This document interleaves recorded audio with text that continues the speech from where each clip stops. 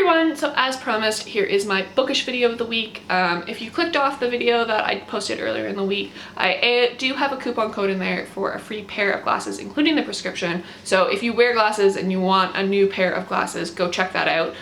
But back to the bookish things. So I am stealing this idea from Yamadi and kind of adapting it. I will put a card into her video up above, and she did a Russian TBR, and I thought that this was absolutely fantastic for kind of like going through a language's books that you have unread on your shelf. So I am adapting it with French literature because I have more French literature than Russian literature unread on my shelves, and I haven't been reading. I've read some French literature this month, and I'm kind of like, yeah, I need to read more of this. It's really, I find with translated works, you can't always find the best translations. And I remember in my undergrad, one of my professors saying that only 1% of Quebec literature is translated every year, and it's just like, there's so much that we can't read because it's in it's not being translated into a language that we can read. And I find that really distressing, but the books that I do have, I am really excited to read.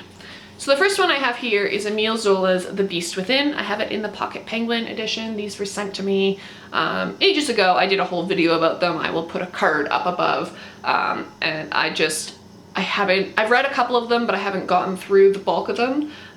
So this is part of his series. Now it's kind of, I read this month Germinal and I didn't love it that much. And this was supposed to immediately follow with the protagonist, but because people really like the protagonist of Germinal, he changed the main character of this. So I'm really intrigued to read this and kind of in conjunction, like in combination with Germinal, and just, yeah. So the kind of description is Zola's intense, gripping psychological thriller of adultery, corruption, and murder on the French railways is a graphic and violent exploration of the darkest recesses of the criminal mind. Now this sounds much more up my alley than Germinal. Germinal kind of deals with coal mining and kind of the workers' plight, and I'm not a big fan of coal mining books, guys. I have to say this. This is not a genre, like a subgenre that I'm super fond of, but this sounds much more like Therese Raquin, so I'm looking forward to that because I absolutely adored that book. The next one is another one of those pocket classics, and it is Guy de Maupassant's A Parisian Affair. Now, my French accent is terrible. I realize this. Apologies if I mispronounce anything. I am trying. I am actually trying to learn French because I need to for my degree, but I'm not great at the French, so yes. Now this description is sparkling, darkly humorous tales of high society, playboys, courtesans, peasants, sex, and savagery in 19th century France from the father of the short story. That sounds amazing. This might have just got jumped up my TBR for like over the Christmas break. So yeah, I'm really, really looking forward to this one. This will be my first Maupassant, so yeah, looking forward to it. I feel like that's a good place to start.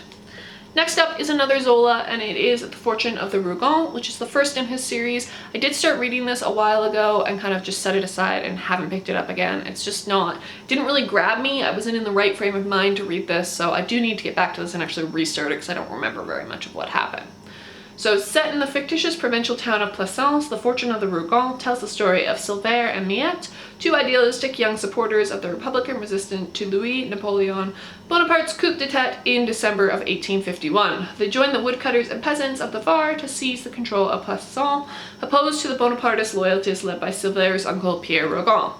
Meanwhile, the foundations of the Rougon family and its illegitimate Macquart branch are being laid in the brutal beginnings of the imperial regime. So not a huge fan of like historical fiction, though I did kind of enjoy Victor Hugo's Les Miserables, which is set kind of around the same time, so I do need to dig into this one.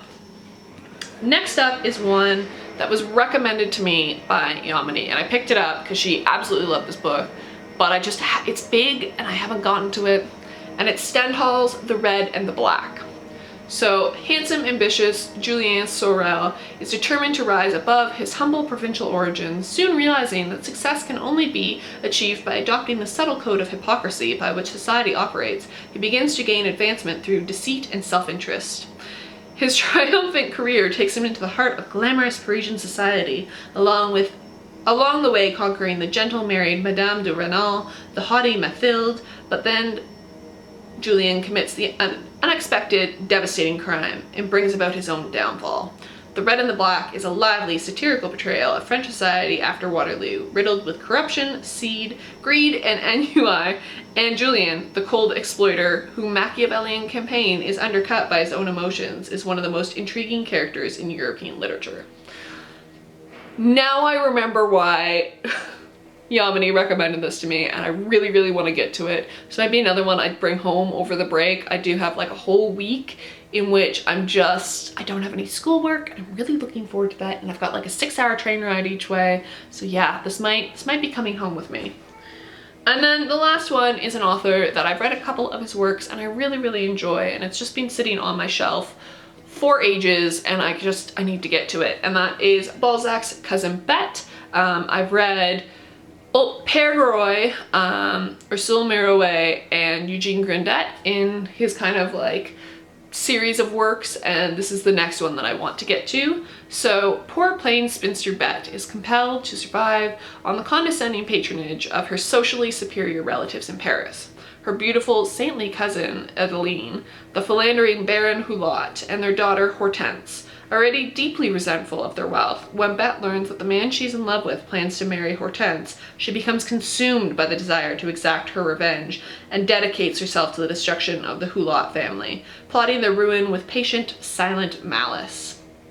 Cousin Bette is a gripping tale of violent jealousy, sexual passion, and treachery, and a brilliant portrayal of the grasping bourgeoisie society of 1840s Paris, the culmination of the Comédie Humaine. Balzac's epic chronicle of his times is one of his greatest triumphs as a novelist. Yeah, I'm really looking forward to this one. I feel like French literature is better at embracing women in kind of less likable roles and just kind of having less likable characters. I mean, Dickens is certainly great at the odd unlikable character, but you never really identify with them and they're never really the main character. Whereas I feel like Balzac and Zola really get the unlikable female characters. So I'm looking forward to digging into those. And if you guys have any French literature recommendations, let me know in the comments down below, and I will see you guys in another video. Bye!